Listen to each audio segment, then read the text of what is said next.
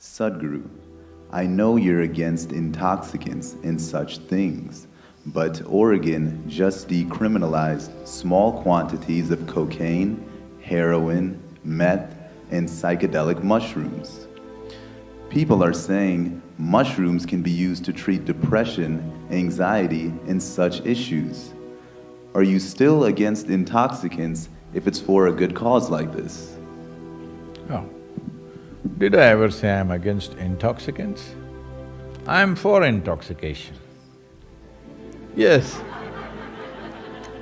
Look at my eyes, I'm always intoxicated. But they are not against small quantities.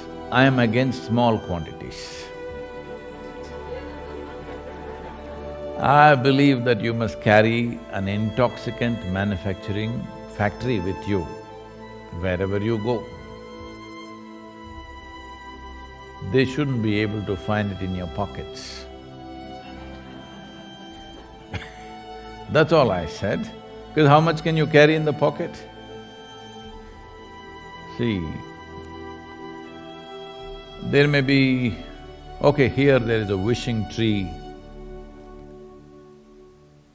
In this culture, there is something called as a wishing tree. You can go to that tree and ask what you want and it'll always give you in whatever quantities you want. In India, there are more imagery of this. There is a kamadhenu, that means there's a cow which will give endless amount of milk and nourishment for people and wealth. There is akshaya patra, that means there is a vessel where endless amount of food, you can serve 10,000 people but still there will be food. In that it never gets empty. All this imagery is because you want an endless source of whatever is good in your life. For that you want an endless source. Hello? Isn't this the aspiration? A wishing tree, a magic wand, a kamadhenu or a akshaya patra, what it means is, you want an endless source to whatever you think is the good thing. Well, right now you think intoxicants are a good thing. See, I have an endless source, I am offering it to you, but you want to carry it in your pocket in small quantities, I am against that. Yes, I didn't say I am against intoxication, because if you want to maintain a very high level of intense awareness and involvement with life, without intoxication you cannot do it. But do you want intoxication which disables you, or do you want intoxication which enables you? That's a question. You must answer that question for me.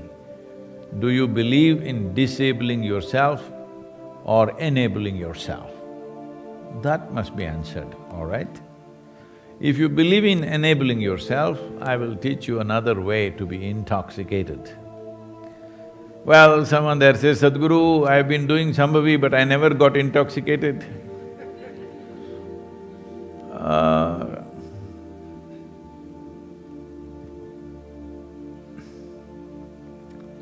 There are certain aspects to life. That is, a certain dimension of life opens up to you only when you pay a certain level of attention and do what is needed. An endless source of what you think is good will happen to you if you want… if you think joy is a good thing. Where do you think endless source is? In the food that you eat, in the beer that you drink, in whatever else that you do in your life? Endless source. Endless source can only happen from within, isn't it?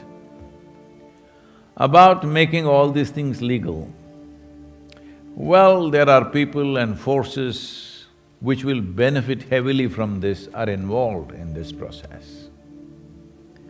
And it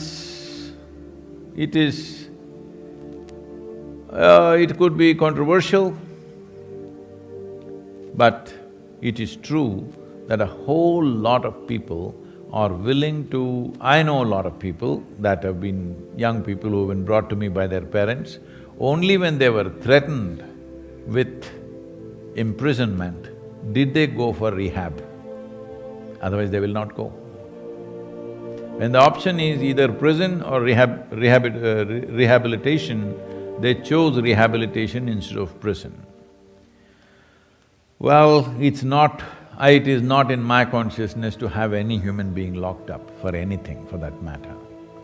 But at the same time, declaring those chemicals which disable human beings as legal itself is a crime, if you ask me. If you don't understand what I'm saying, you must look back.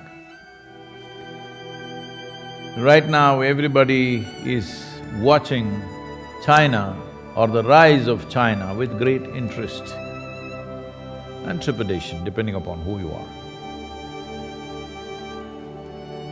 But in early 20th century, they say nearly 70% of the Chinese population was addicted to opium, which is encouraged by various forces.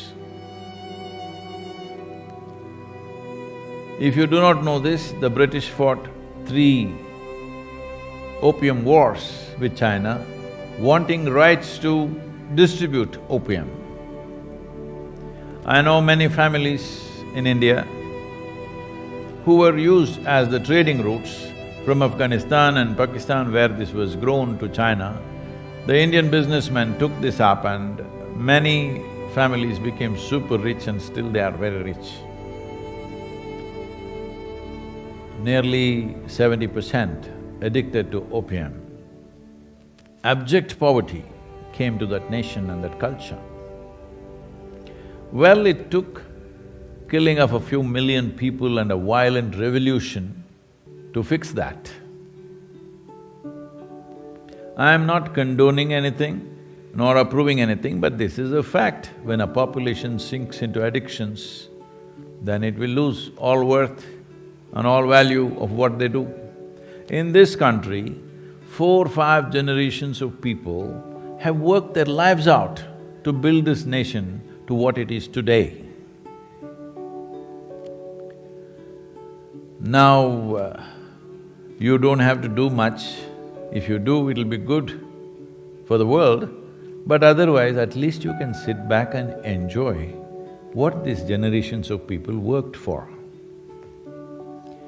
Now, you want to disable yourself.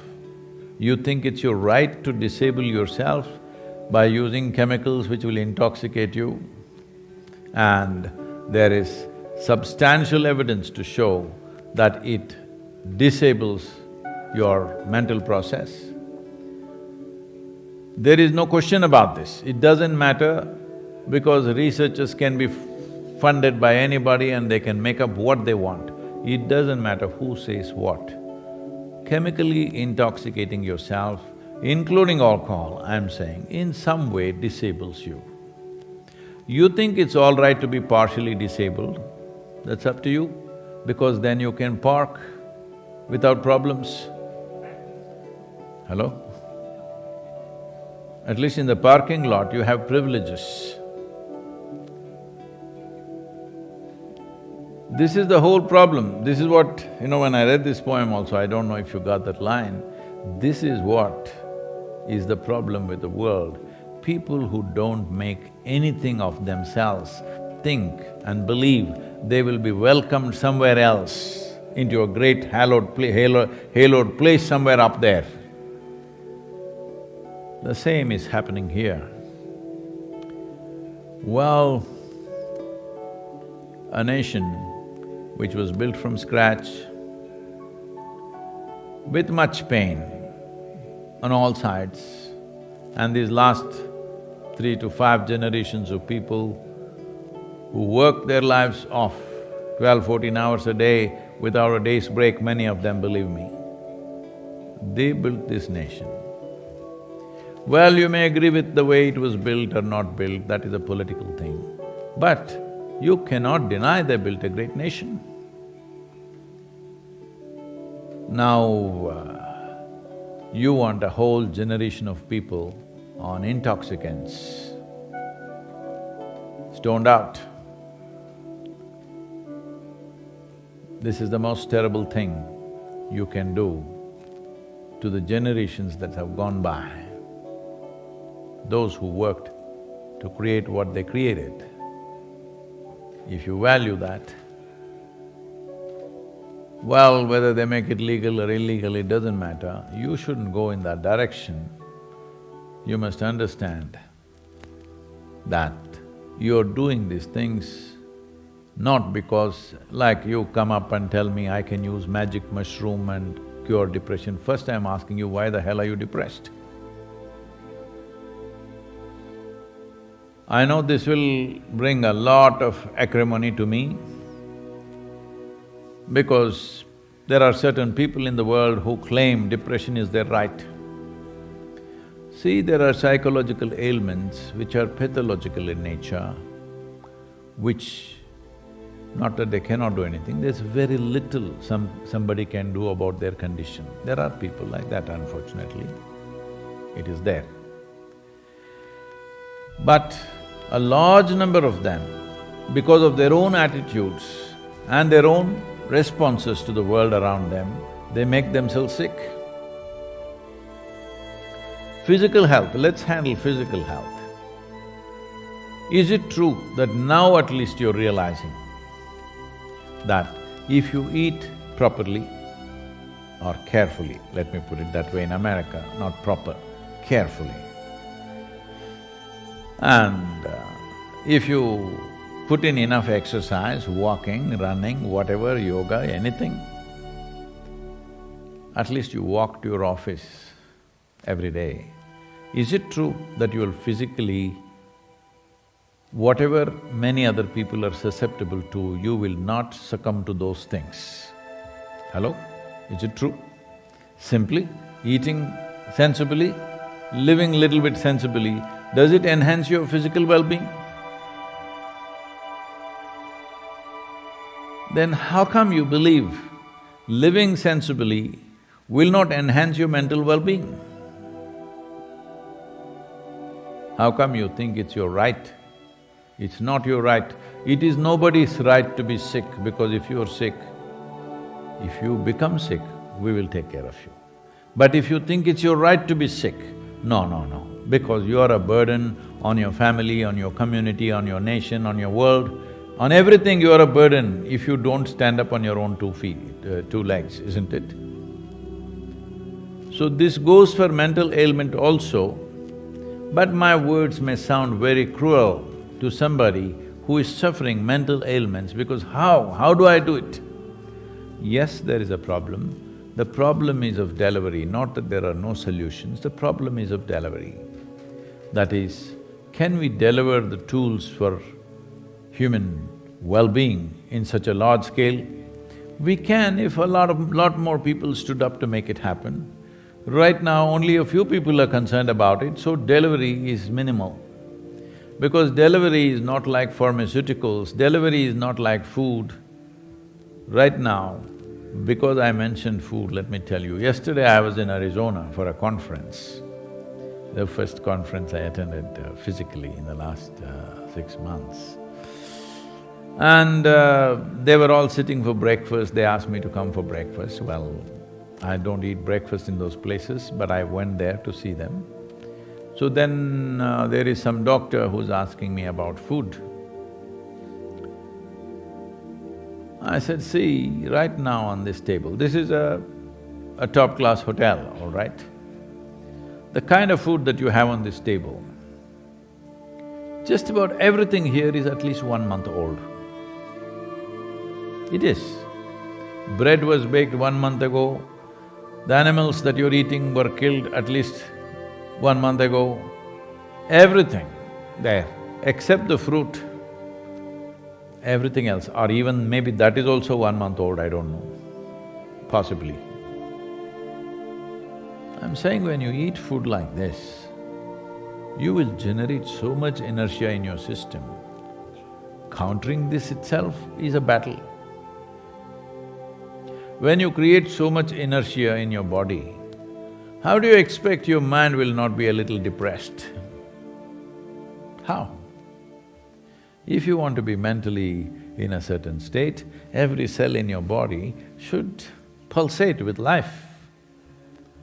If all of them are pulling you down, well, your mind will become depressed. There are many ways to look at it. This is not about being insensitive to people's suffering, but you thinking making all hallucinogenic drugs legal is a solution. Well, you are in many ways writing the downfall, you're scripting the downfall of your own culture, nation and generation in many ways. Because once it becomes legal in America, the pressure will build up on all the other nations. Make it legal, make it legal. I've already told you about how in India, university students are telling me, Sadhguru, why don't you influence the government to make marijuana legal? They're asking me to influence. I told them this nearly 3 years ago, at least 2.5 years ago. I said, why marijuana? We'll make everything legal, which is what right now one state in the United States has done. I talked about this 2.5 years ago. I said, let's make everything legal, cocaine legal, LSD legal, meth legal, whatever you want. Whatever list you have, we will make everything legal. But why are you asking me this question? Because you want to go to the university smoked up. They say, why not? Then I go through a process with them and then I come to the place where I say, suppose you need a surgery today, unimportant, a major surgery, and the surgeon comes smoked up. You willing? You say, oh no. So you clearly understand your faculties will be lowered. How did you come to this thing that lowered faculty is high? So I said, I'm not saying don't smoke. From now on, when you smoke, you just say, I'm down. Don't say, I'm high. Because with lowered faculties, if you believe you're high, you're crazy. When your faculties are lowered, you're down, you're not up. Hello? But when you believe going down is up, then that's a tragedy. Yes? That's a serious tragedy in one's life, that you believe going down is up, losing your faculties is gaining life. No. It is by enhancing your faculties that your life will go up. Your experience of life will go up only by enhancing faculties, not by lowering your faculties. If you can see better, hear better, smell better, taste better, touch better, feel better, life is at a higher level. If you go that high on the senses, then we can tell you how to go beyond the senses. If you go down, how to take you anywhere? Down is the only way. When everybody knows these things are addictive and it takes away your faculties, no, only on Saturdays I have no faculties, Monday morning I'm okay. All right, 2 days in a week out of 7 days, your faculties are down. Just calculate how many days in your lifetime are you down. Is that a good way to live, I'm asking? Especially when you have no activity which is… this is a strange question, I never understood this initially when I came to United States, but then I figured it. Everybody would ask me when I first came, what do you do for a living? You're just doing this like this, but what do you do for a living? I said, I just live, I don't do anything for a living. But you got to pay bills. How many bills you generate is your choice, isn't it? Hello? There's no standard number of bills you have to generate. How many how many bills you generate is your choice, and to pay that something you have to do. Well, even recently somebody asked me, well, you have no bills to pay. I said, God damn it, I have more bills to pay than anybody else, son. I have a few thousand people full-time on me, I have more bills to pay, you know. I'm paying school fees for a few thousand children, I'm taking care of food for thousands of people every day, so I have more bills to pay. It is only that you think generating bills and paying bills is life, because you have become a slave of the economic process. The economic process demands that you must buy something today, otherwise how will the economy be up? Hello? Now slowly they are working on your mind. They have algorithms where they know exactly what smell tantalizes you, what kind of sound tantalizes you, what kind of sights tantalize you, and they will push that. You want to call your husband, it pops up. This particular dress that you went and looked in the shop and you forgot about, but it pops up and says, this is it, discount 25%. You forget your husband and go after the dress. I'm saying, they are following you up. Hello? They are following you up to such an extent where slowly they know more about you than you know about yourself. Yes. And this is dangerous. Forever, you know, because this nation was formed by people's agreement that we will come together as a nation, but our freedom, government should not touch. To such an extent, you even have a second amendment. That means, if the government misbehaves, you can bear arms against the government. No nation in the world has this right, no citizen in the world. So, freedom was more important than nationality, freedom was more important than many, many things which other people value. Now what happened to you? Somebody's algorithms decide what you eat, what you wear, whatever nonsense you do, everything, they're slowly taking you there. It's just a question of time before you will go and have a chip implanted, where they will only tell you how much protein you need today, okay, you order this now. Because anyway, your concerns have become like this, so naturally when you behave like a machine, best it's controlled by somebody. A human being has to be conscious, only then is human. If you behave like machine, you will be naturally controlled. So drugging people, legally or illegally, it doesn't matter which way you do it, legal, illegal is only a social issue. Drugging people, one way or the other, right now we've reached a place, if you want to be healthful, you need chemicals. You want to be peaceful, you need chemicals. You want to be joyful, you need chemicals. You want to be ecstatic, you need chemicals. For everything you need chemicals. So in that condition, this seems to be all right. I am not talking only against these hallucinogenic drugs, I am even saying pharmaceuticals should not be at the scale at which they are. They are at the scale at which they are because people are living badly.